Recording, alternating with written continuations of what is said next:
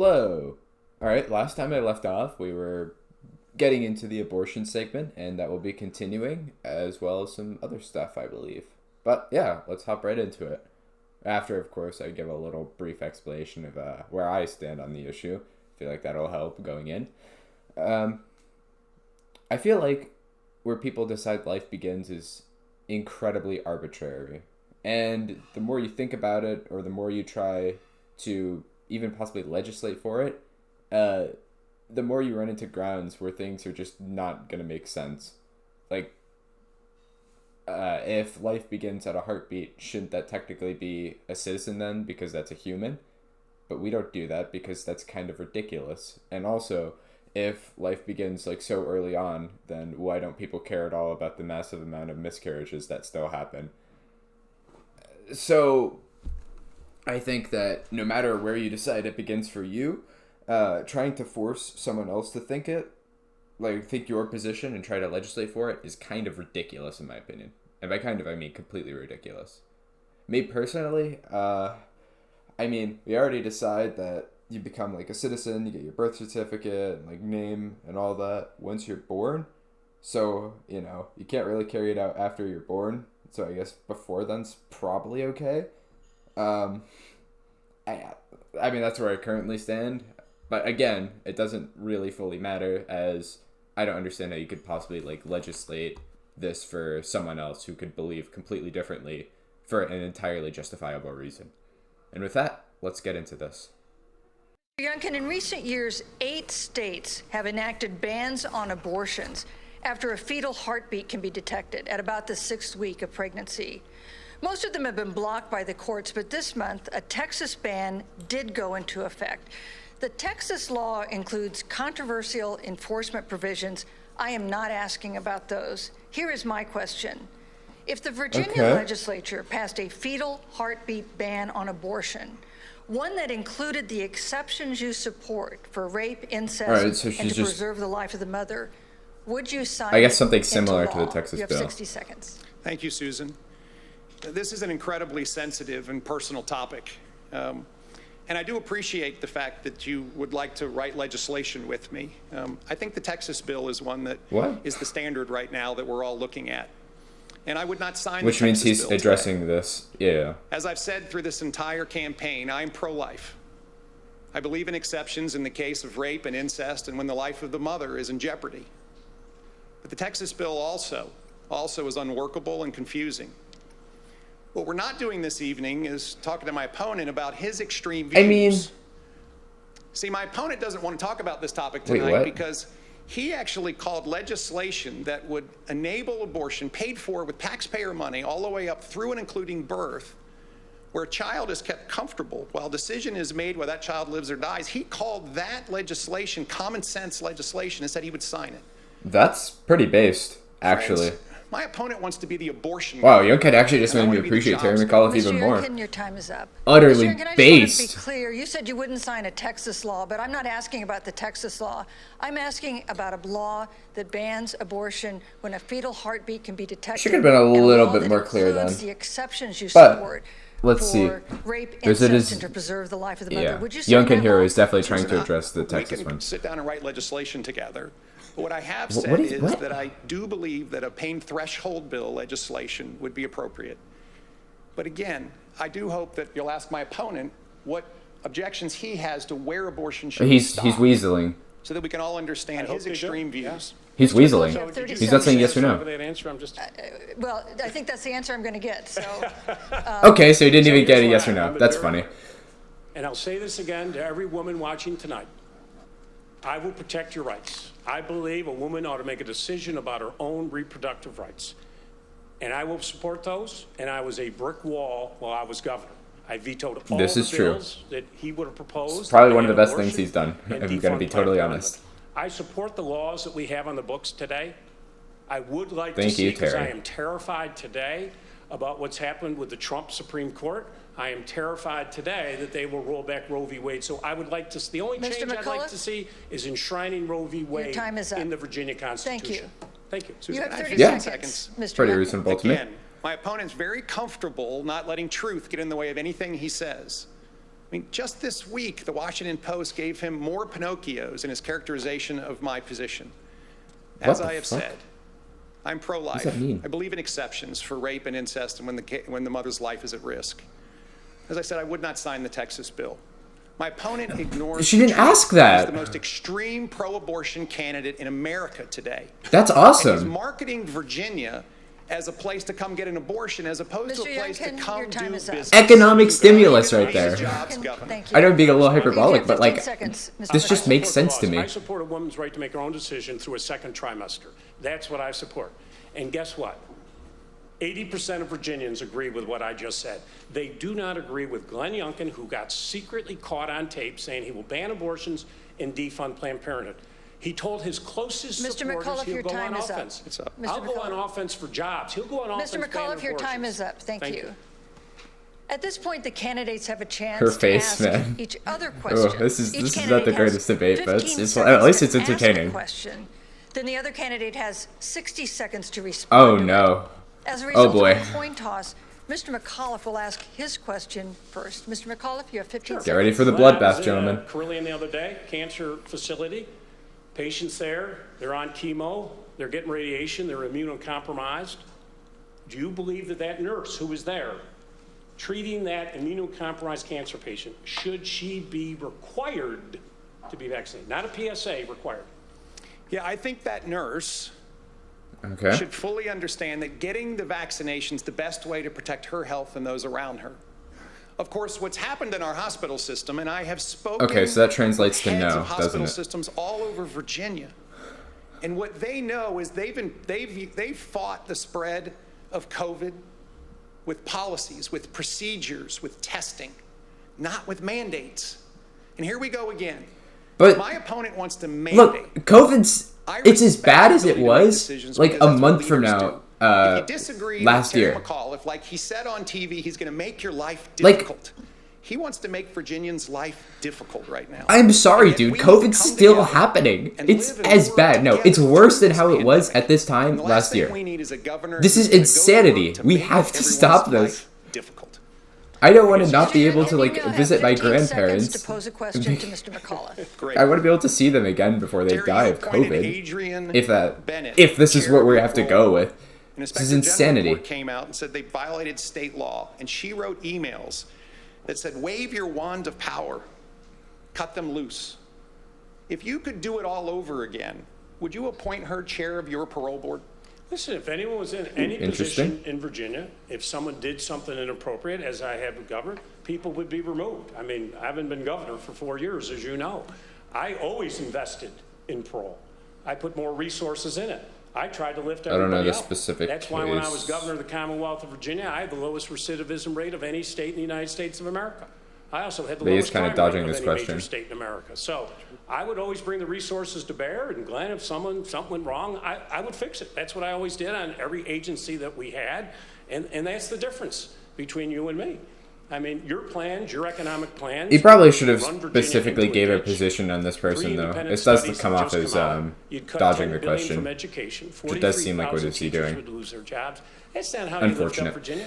You've said the By most unfortunate, I mean important this is not what I issue want to facing see. Virginia is election integrity. Those are your words.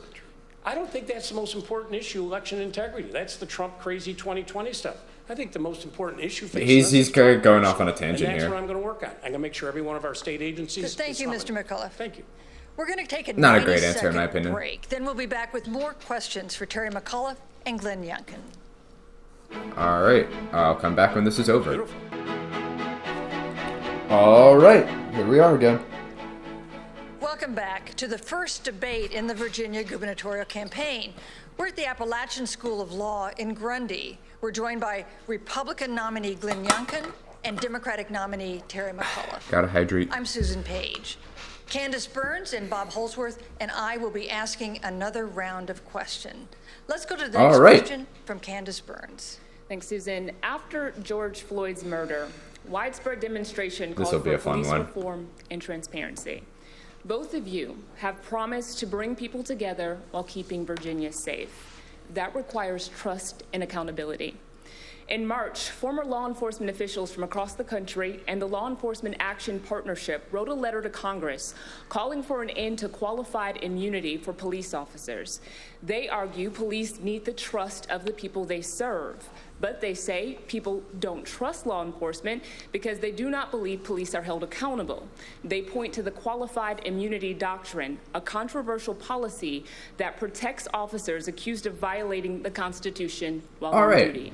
Let's Mr. see Youngkin, here. you have I'm promised curious, to oppose all actually. efforts to I don't end actually know the qualified immunity position for of law both these enforcement in candidates the for this. Commonwealth. Let's see. What then is your plan to restore and maintain trust in communities where police serve? And how would you make certain that officers Well, I mean, I know what who attack violate he's going to the civil go rights with, of but I want to know the citizens actual are held conditions accountable? here. Yes, Or thank you for this most important question, what these because candidates believe. Virginia today is at a 20-year high in murder rate.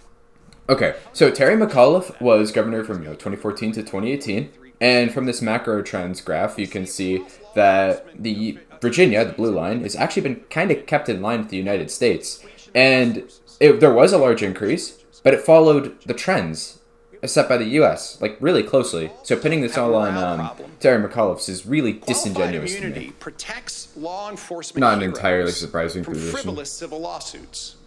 Not when there's dereliction of duty, and I haven't met a single law enforcement hero who does not want to root out bad police. But we're going to protect qualified immunity, and my opponent is going to get rid of it. That's why 50 sheriffs endorsed me. 50. And that's why my opponent only has 4. Is because law enforcement trusts me to stand up for safe communities and invest the funds necessary to make Virginia safe again. Mr. McAuliffe, would you end qualified immunity? No, I would not end it. It's called qualified immunity for a reason. Any officer who's acting in good faith should and will have the full protections of the Commonwealth of Virginia. You don't want anyone going out there putting their lives at risk and us not having their back. But if you have a law enforcement officer who breaks the law, that's where qualified immunity ends. That's why we call it qualified immunity. But I will always step up and protect our law enforcement because they're out there every day protecting us. When I was That's a pretty good answer. I did the compression pay, about $14 million for the sheriffs. I got 1,000 sheriffs off of SNAP benefits. I gave pay raises for law enforcement as well as the state police. I leaned in every day. And guess what? That's why I'm the only governor in Virginia history to be named an honorary sheriff. I was very proud when the Sheriff's Association gave me that award.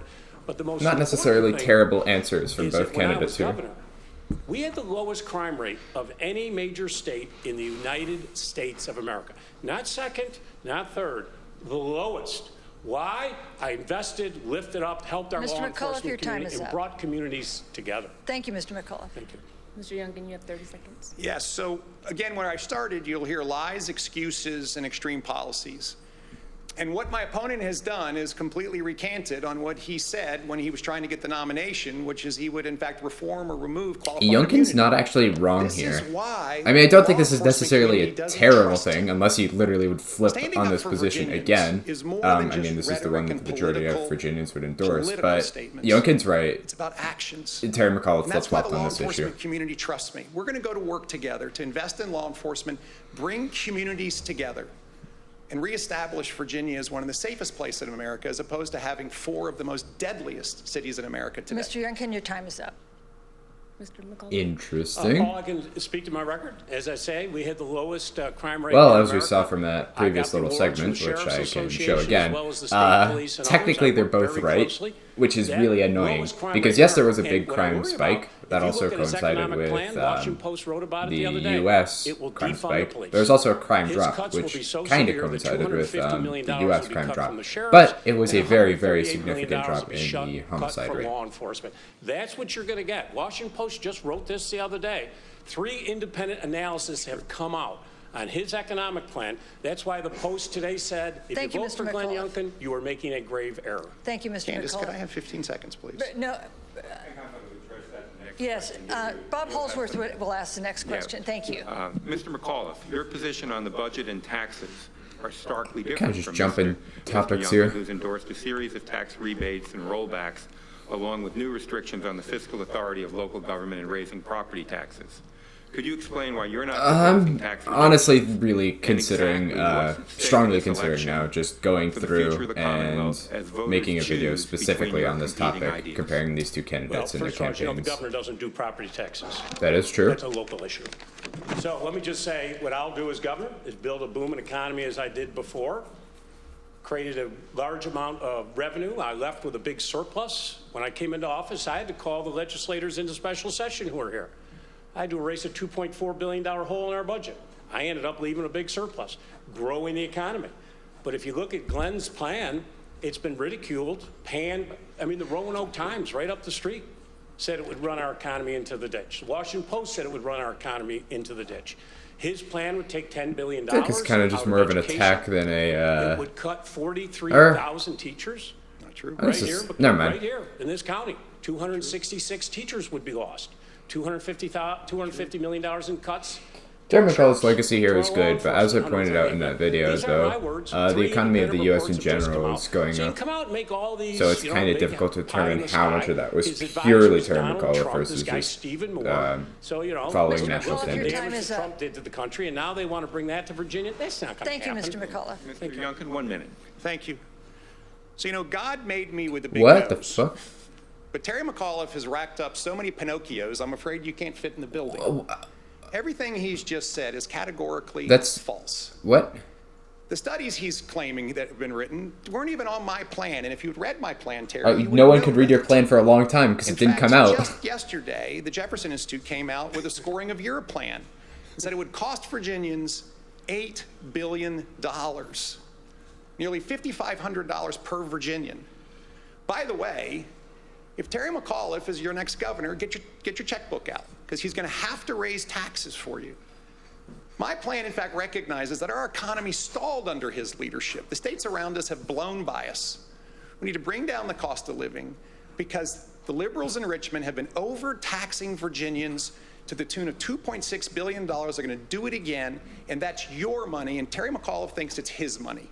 I mean, give it back to you. To be fair, though, one of these candidates believes, we actually have to do something major about global warming, which is going to cost a lot of money, which is necessary, but, So don't think this is that you can do. You've said you want to give the 2.6 back in tax cuts. Well, let me tell you how Virginia all works. Half of it has to go to the rainy day fund and has to go to the water and quality food fund. It's not your money to give back. You should learn the law first. The $2.6 billion did not come from federal government, Terry. It did not. Excuse me, it's my turn. Oh my gosh, they're like children.